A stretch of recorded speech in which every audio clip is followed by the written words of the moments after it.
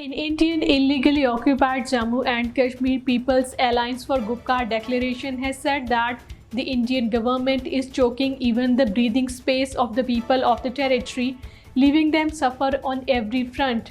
Addressing a press conference after the meeting, the PAGD spokesman Muhammad Yusuf Tarigami said that the alliance leaders discussed the present political scenario in Indian illegally occupied Jammu and Kashmir and expressed serious concern on the fast deteriorating situation in Kashmir as well as in Jammu.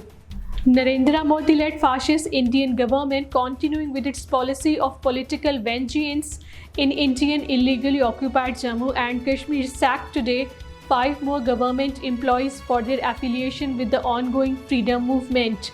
All the 5 employees were dismissed from service under Article 311 of the Constitution, which allows the Indian government to sack the employees without inquiry. In Indian illegally occupied Jammu and Kashmir, a civilian was killed after he was fired upon by unidentified gunmen in South Kashmir's Shopian district today. The civilian, identified as Puran Krishan Bhatt, was critically injured after he was fired upon by unknown persons from a close range at his residence in Chaudhry Gunj area of the district. He was immediately shifted to a nearby hospital where doctors declared him brought dead.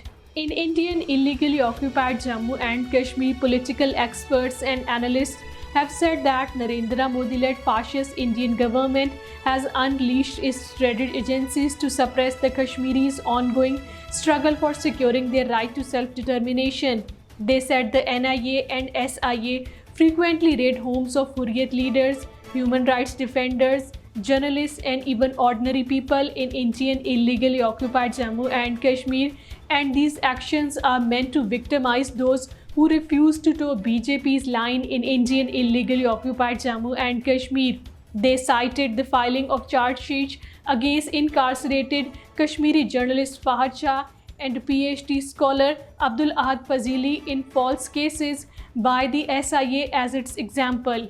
In Indian illegally occupied Jammu and Kashmir, the Jammu and Kashmir National Conference Additional General Secretary Sheikh Mustafa Kamal has said that the Narendra Modi-led fascist government's claims on development aren't backed by the ground situation in the territory. He said it was projected that the move will bring positive changes in the lives of the Kashmiri people, but the reality is altogether different. Punjab Chief Minister Parvez Ilahi has reconstituted a special committee on Indian illegally occupied Jammu and Kashmir.